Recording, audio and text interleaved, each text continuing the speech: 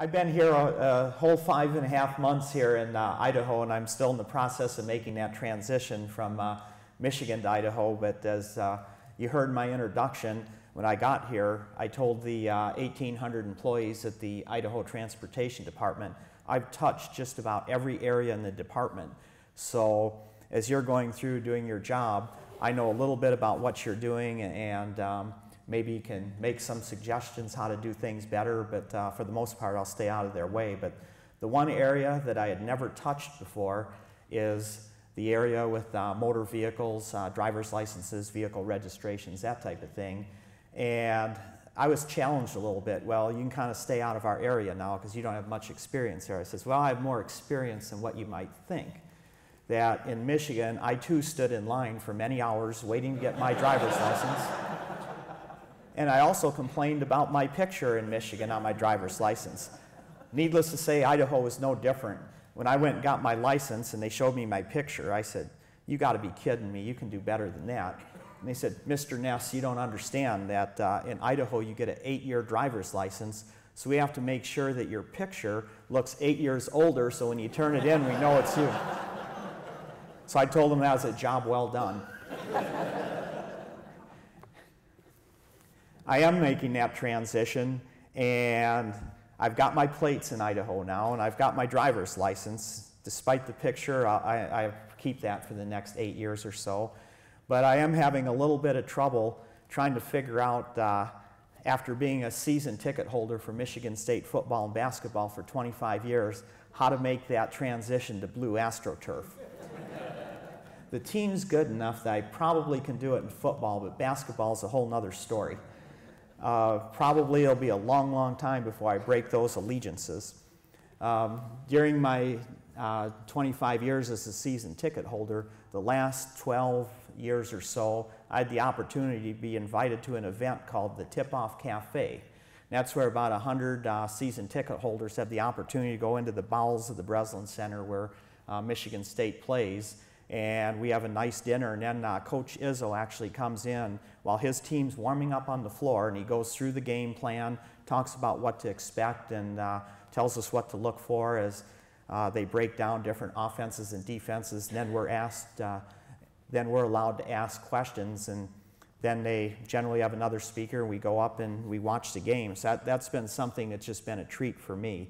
And as I listened to Coach Izzo speak, and watched how he built his team into one of the elite teams in the country, I'm thinking that when I come out to Idaho, I too want one of the elite transportation departments in the country. So there's a lot of things that parallel what Coach Izzo did building his team and what I'm going to do to build the team at the Idaho Transportation Department. You'll see at the end of the table is a Final Four basketball.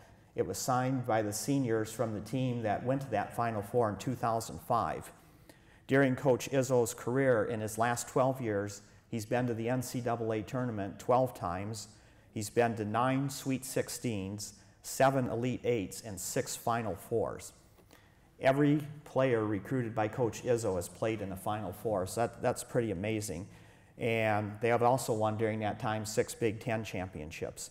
So if he can build a program like that, there's a lot of things I can borrow. So let me run through a few Izzo-isms and then parallel that with what we're trying to do at the Idaho Transportation Department. Izzoism number 1, Michigan State is not about winning games, but about winning championships. And Coach Izzo says we put this great big target on our back, and there have been years when he made the Sweet 16 or even the Elite 8, and they've said, dubbed the team as a failure, because he's put that high goal in place that we're about winning championships, whether it's in the Big Ten or NCAA championship. At the Idaho Transportation Department, our goal is to be the best transportation department in the country, and we're going to put measures in place to ensure that we get there. During my 30-year career working in state government, I've seen many times where the goal, we wanted to be up here, but because of legislative pressures and pressures from the media, there was always this fear we couldn't get there, and if we didn't get there, we'd be dubbed a failure. So they would lower that bar to make sure we could meet those goals so we could be dubbed a success year after year. Said, we're not going to do that in Idaho.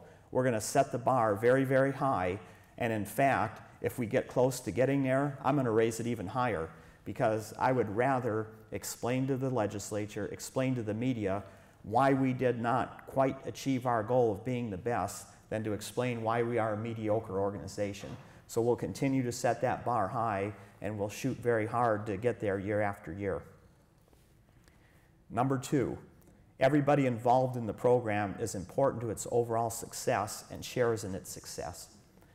Coach Izzo talks about how important every player, everyone who breaks down film, every coach, every secretary that works in is very, very important. But the story that he really highlights is how important the janitor is to the success of the Michigan State program. He says that for him to be successful, he needs to recruit 3, 4, 5-star recruits. But he said, imagine this. I'm finally getting the recruit to make that visit to Michigan State University.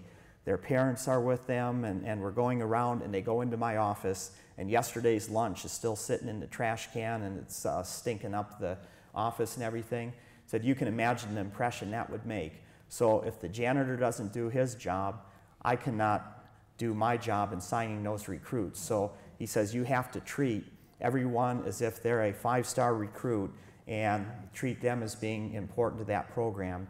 I'm a firm believer in that too, that I can surround myself on the top floor of our office with my executive team and forget about what's going on out in the field. But if our snowplow drivers don't have those roads cleared when you need to travel, if our construction staff isn't out there setting up traffic control so you can get through those construction zones fairly unobstructed, if our DMV folks aren't there to give you that driver's license or answer the phone and answer your questions when you need it, then we're not going to be very successful. Every person who works for ITD is important to the success of our department, and I will treat everyone the same, whether they're on my executive team or they're on the front lines of the organization. In fact, I will treat those on the front lines more important, because that's our first point of customer contact, and that's where the success of our department will lie. Number 3, teams that operate in a player-coach system are better than those under a coach-coach system. Coach Izzo says that he can harp on his players to play defense, he can get on them in practice, but after a while, you know, so much coaching and so much yelling and so much breaking down film and that type of thing, it goes in one ear and out the other. They get tired of hearing what the person in charge has to say. He said it's more important that the players hold each other accountable. If someone's loafing in practice, the other players need to push them that much harder. Everybody needs to have ownership in that goal of being that championship team. Same with Idaho Transportation Department.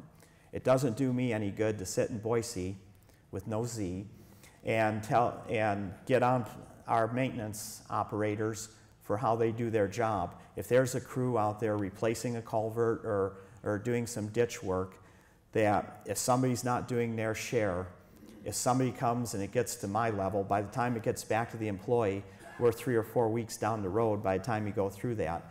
It'll be a much more effective team if the other workers hold that one who's loafing accountable and say, you need to do your share. If we're going to do our job well, you need to do your job well.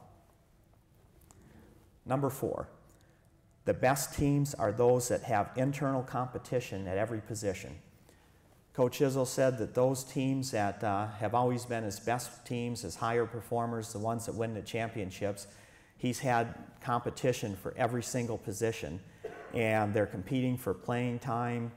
They're worried that they may not start, and you could have that at 2 or 3, but he says when you have it at every position, then that just generates pushing everyone to be that much better. And even though there's competition and you have that competitiveness in practice, it still makes you that much closer when it comes down to when those other teams are competing against your team when you get into the heart of the NCAA tournament. Same in Idaho. I will be one that will push our staff a little bit harder to try and be better than the person next to them. And there's something motivating about that. One of the things that when I took over Idaho Transportation Department in January, we had an on-time delivery rate of our projects of about 60%. which meant when we put a date that we were going to have a job out for contract for those contractors to bid on, we were only meeting that date about 60% of the time. So 40% of the time, we weren't delivering those jobs on time. One of the things that we did is our transportation board meets once a month, and now they get a chart, and it shows all 6 districts and said, here's the jobs that we promised to deliver. Here is where we are right now, and I can tell you that delivery rate has improved tremendously, and you do not, even if we get up to that 95, 96%, you don't want to be that district engineer that's at the low end of the scale. So the competition's pretty fierce to deliver their program, do a better job, but at the same time it's making our department better, and it's actually bringing those groups together closer, similar to how that competition would bring a basketball team closer as they compete for the big trophies. Finally, Coach Izzo said, to be recruited at Michigan State, players must excel on the court, in the community, and in the classroom. And his record really speaks for itself. In fact, Judd Heathcote, before Coach Izzo, since 1990, spanning that era, he's had an 88% graduation rate. So that's pretty impressive when you think of some of the things that they've done. I can remember there was a recruit in the Lansing, Michigan area that's a 5-star recruit, wanted to come to Michigan State, and Coach Izzo said he did not meet all 3 of those criteria. He met 1, he was pretty good on the court, and that was about it. He said he doesn't fit the mold of a Michigan State program. That recruit ended up going to a Southeast Conference school and winning 2 national championships. But I believe in a system similar to what Coach Izzo has, is you look for the most well-rounded people when you're selecting your staff. So I will not necessarily select the person at the top of the class in the engineering class to come in, or maybe the person with 30 years experience. I'm going to look for someone who's well-rounded, that's good with people, that's good in the technical skills, that has an ability to make people around them better. So a lot of those philosophies that the coach has, I follow right in that footsteps. And I think that if we kind of keep paralleling that, the things that Coach Izzo has done to build that Michigan State program into an elite basketball program in the country, if we continue to do those things at the Idaho Transportation Department, we will meet that goal of being the best transportation department in the country. Thank you very much. Nice job.